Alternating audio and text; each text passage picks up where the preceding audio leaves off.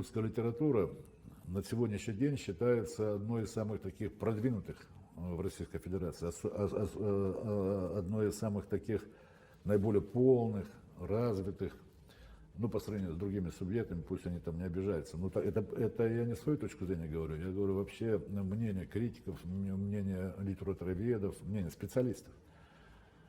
Ну, потому что она, значит, очень своеобразно так развивалась. С одной стороны, опирается корнями на эпос, на устно-народное творчество, которое передавалось из поколения в поколение. Значит, и, кстати, потому-то у нас развита, значит, стихотворная форма, потому что она соответствует по звучанию, по фонетике, значит, этим творчеству наших сказителей. А с другой стороны, восприняла лучшие образцы, значит, русской культуры, которая к тому времени считалась одним из эталонов мировой. Плюс восприняла, значит, еще и лучшие образцы мировой культуры, получился такой сплав. Известно, что русская литература одна из самых таких мощных, значит, во всем мире. Она признана как одна из ведущих литератур во всех ипостасях, во всех своих жанрах. Но 20 век можно смело назвать, и я присоединяюсь к тем специалистам, которые говорят, что 20 век для России, для русской литературы, нашей российской в целом, это век поэзии. Потому что в этот период времени настолько был насыщен, значит, разными событиями, которые в истории нашей страны, в истории, значит, вообще нашей планеты, мира, в судьбах людей, что, конечно, требовались такие емкие, звучные слова, которые сразу доходили бы до сердца, до сознания людей.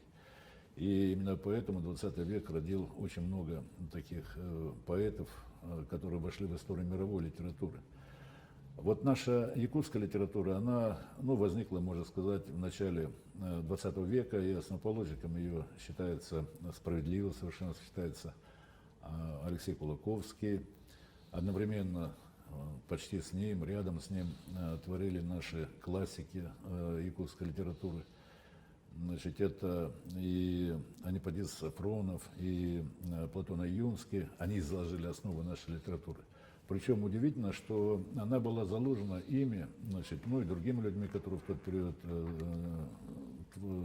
творили литературные произведения, сразу во всех ипостасях литературных, во всех жанрах. Это и проза, значит, это публицистика, это драматургия, значит, и это поэзия. Поэтому, будем говорить, изначально нашей литературе был присущ такой мощный поэтический пласт. И по мере развития событий, по мере развития страны, вот этой перипетии жизни, они родили целую плеяду, значит, поэтов в последующем. И, значит, особенно вот известны те люди, которые творили, значит, поэтическое свое произведение в 50-х, 60-х, 70-х годах. Там тоже у нас возникла целая плеяда, будем говорить, таких мощных поэтов, которые, творчество которых имело, значит, общесоюзное значение, не только наше, не только республиканское, не только российское. Значит, ну, достаточно, значит, сказать о Семене Петровиче Данилове, творчество, которое приобрело международное вообще звучание. И там целая плеяда таких вот видных поэтов. Это и Семен Руфов, значит, и Моисей Ефимов, значит, и Сава Тарасов, и Рафаэль Багантайский. Значит, там, ну, будем говорить, это я называю, значит, только такие имена наиболее известны. На самом деле у нас очень большая плеяда и женская поэзия, да, тогда развилась. А уже сменили их новое поколение очень талантливое, представителем которого является и Наталья Ивановна Харлампиева.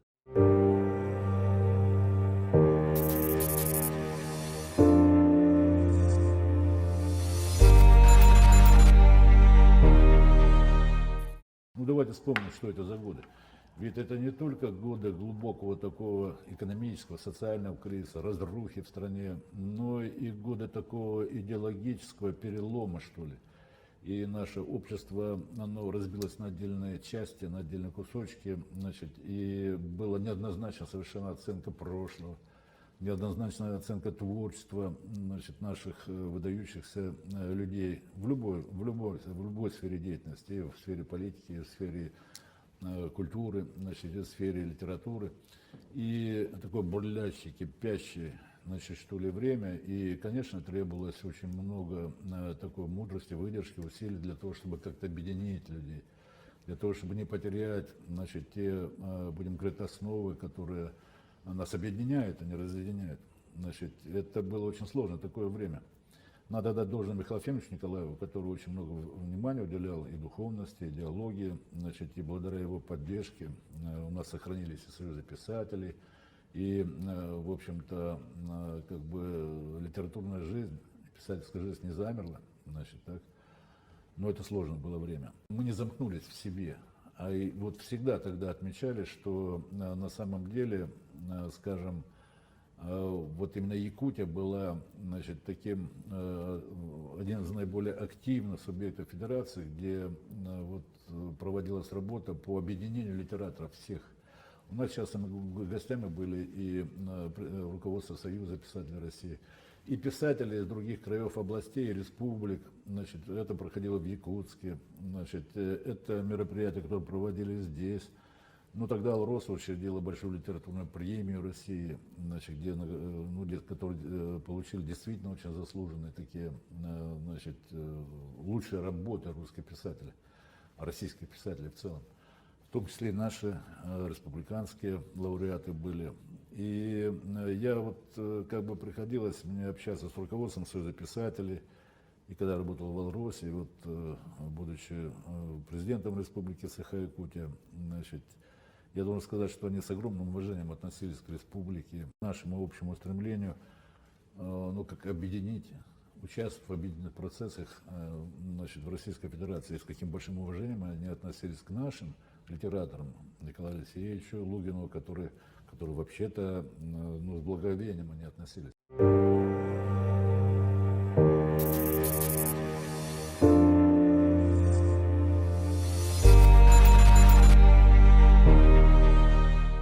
Двуязычие писательское – это как бы то, что это не новость. Это было еще начиная с древних времен. Значит, ну,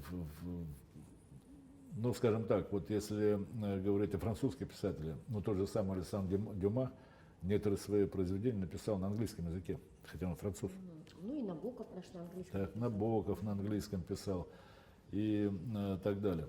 Да, вот таких примеров можно привести много, и если окунуться в глубокие древности, то и, значит, в Древнем Риме некоторые писатели писали, значит, на двух языках.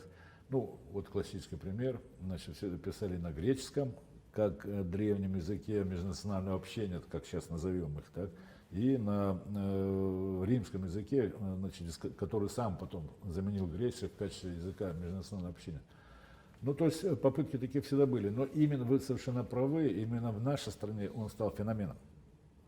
Феноменом, значит, с точки зрения распространенности, с точки зрения, ну, скажем так, значения, потому что очень многие писатели стали двуязычными. Значит, и, как правило, это касалось писателей, которые работали в национальных республиках.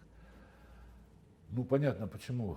Я думаю, что главным движущим мотивом у них, у этих писателей, было то, что они как бы на своем языке, создавая произведения, для того, чтобы, ну, и получить более широкую аудиторию, известность и так далее, значит, надо опубликовать на русском языке, потому что это язык межнационального общения, который в то время был общим для 300-миллионного нашего населения, не говоря уже там о рассеянной диаспоре по всему миру.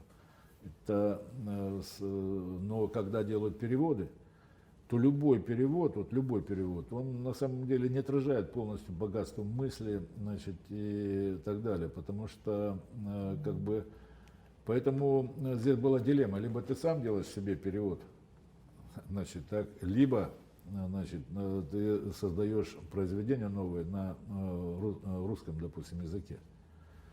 Значит, и очень многие писатели, значит, ну и вообще деятели литературы, и поэты, и так далее, они превратились как бы в двуязычное. Возникло явление вот этой билингвистики, значит, в литературном творчестве, которое у нас в стране именно стало феноменом. В других странах, о которых я говорил, значит, да, примеры были, но это были, ну, примеры, будем говорить, такие единичные скорее. У нас это стало массовым.